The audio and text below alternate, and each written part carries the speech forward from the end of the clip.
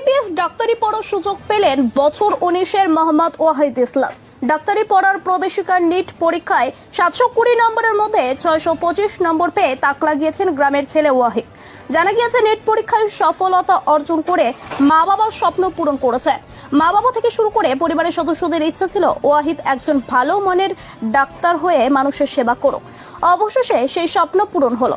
ছেলে এমবিবিএস ডাক্তারি পড়ার সুযোগ পাওয়ায় খুশি পরিবারের সদস্যরা। গত 13 জুন নিট পরীক্ষার রেজাল্ট প্রকাশ হয়েছে। এদিনেই সফলতার খবর জানতে পারে মোহাম্মদ ওয়াহিদ ইসলাম। ওয়াহিদ ইসলামের বাড়ি দাসপাড়া গ্রাম পঞ্চায়েত এলাকার নাহারগঞ্জ গ্রামে। তার বাবা মোহাম্মদ রিয়াজুল ইসলাম পেশায় শিক্ষক। তারা সপরিবারে দাসপাড়া পীর সাহেব মোড়ে থাকেন। পোস্ট দাসপাড়া, থানা চোপড়া, উত্তর দিনাজপুর। মোহাম্মদ ওয়াহিদের নিট পরীক্ষায় র্যাঙ্ক 16,145 এবং ওবিসি ক্যাটাগরিতে র্যাঙ্ক 6,655। তার প্রাপ্ত নম্বর 625। ছেলের সাফল্যে গর্বিত মা বাবা থেকে শুরু করে পরিবারের সদস্যরা। না, এর আগেও আমি দুবার বসেছিলাম, এবার আমার তৃতীয়বার ছিল। হ্যাঁ, এবার সফলতা এবার আমি 625 স্কোর করছি, আর অল ইন্ডিয়া র্যাঙ্ক আমার 16,145।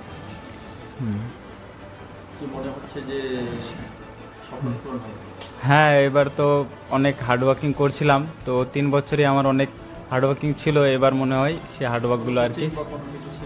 হ্যাঁ, আমি কোচিং নিয়েছিলাম, এলএন ছিলাম 1 বছর, আর 1 বছর আমি কলকাতায় পিডব্লিউতে ছিলাম। এর পিছনে প্রথম ধন্যবাদ কাদের জানাবেন? প্রথম ধন্যবাদ আমি আমার প্যারেন্টসকে, মা বাবা আর দিদি দাদা, বাকি রিলেটিভ তো ছিলই। পরিবারের সবথেকে বেশি কে সহযোগিতা? বেশি সহযোগিতা মা বাবাই করছিল, প্যারেন্টস সবসময় আগে থাকে। অনেকে অনেক জায়গা আছে যে বাবা হয়তো সবসময় সময় দিতে না পারলে হ্যাঁ, মা দেয়, বা আমার দিদিও খুব সাপোর্ট করছিল আর কি। কেন কি দিদি নিজে নার্সিং করছে, তো ও আর কি এই ফিল্ডে অনেক অভিজ্ঞতা আছে। তো কোনো সময় এমন ডাউট ছিল যে বাবা মা তো কখনো এই ফিল্ডে ছিল না, যে ডাউটগুলো ক্লিয়ার করতে পারতো না, তো দিদি খুব হেল্প করতো আর কি। ঠিক, যারা এরপরে এই পরীক্ষা বসতে চাইবে তাদের কিভাবে প্রিপারেশন নেওয়া উচিত একটু যদি? হ্যাঁ, প্রিপারেশন তো আমি বলবো যে বেসিক তো এটাই থাকে যে ক্লাস 11-12-এরই সিলেবাস, তো যখন স্কুলে ক্লাস করবে ওগুলোতেই ফোকাস করা উচিত। আর তারপরে মানে ওগুলাকে বারবার ভালো করে মনোযোগ দিয়ে বোঝা উচিত আর কি। মানে নিট এক্সামটা এমন টাফ না যে খুব বড় সিলেবাস বা খুব টাফ এক্সাম বলে এমন কিছু না। পড়া সবার সেম থাকে, সবাই আর কি ডিস্ট্রাকশন লেভেলটা কন্ট্রোল করতে পারে না। তো যদি ডিসিপ্লিন থাকে, ডেডিকেশন আর ডিটারমিনেশন থাকে, এই 3টা থাকলে যে কোনো স্টুডেন্টই সফল হতে পারবে এই আর কি এক্সামটাতে।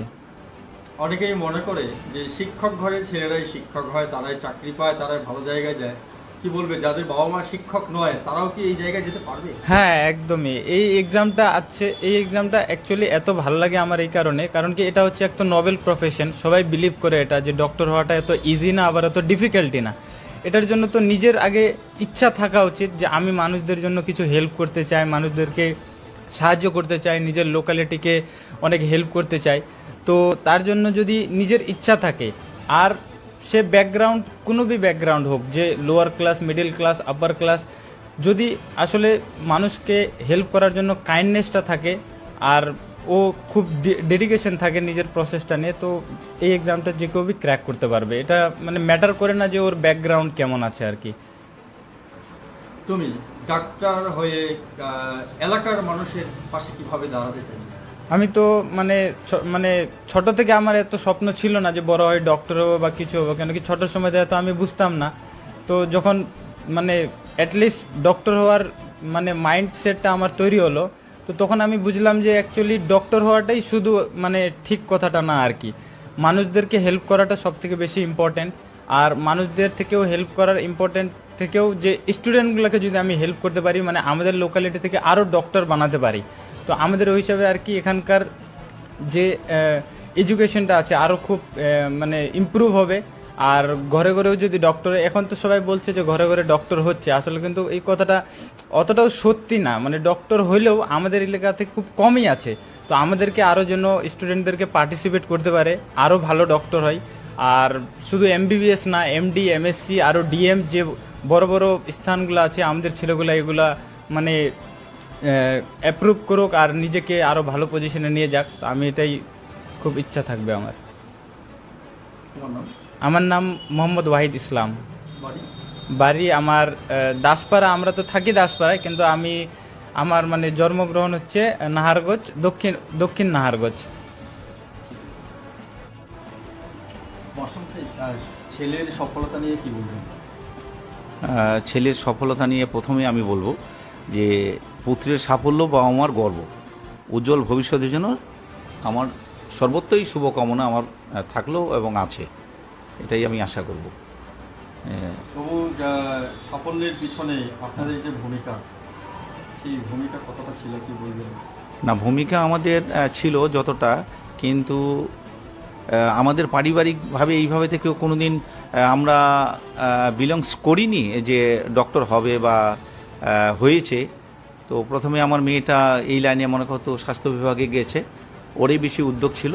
তারপরে ছেলেটাকে আমরা যখন দিলাম, দেওয়ার পিছনে আমরা বলছি যে আমরা তো আমার বাবা, আমার দাদা, আমি সবাই তো শিক্ষকতার সঙ্গে যুক্ত, তথাপিও দেখি যে অন্য প্রফেশনে গিয়েও আমাদের যেন মনে করা একটা সামাজিক হিসাবে, দায়বদ্ধ হিসাবে আমরা যেন আমাদের ছেলেগুলো যেন বা আমাদের মেয়েগুলো যেন কাজ করতে পারে সমাজে, যে দায়বদ্ধ, এটার জন্য আমরা অনুপ্রাণিত করেছি ঠিক, কিন্তু ওর যেমন হার্ডওয়ার্ক আছে, ওর পিছনে অনেক পরিশ্রম করেছে, এটাও আছে।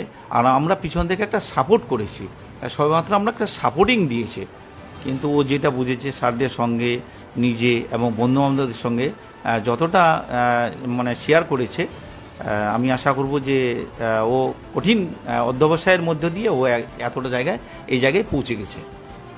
আপনার নাম? আমার নাম হচ্ছে মোহাম্মদ রিয়াজুল ইসলাম।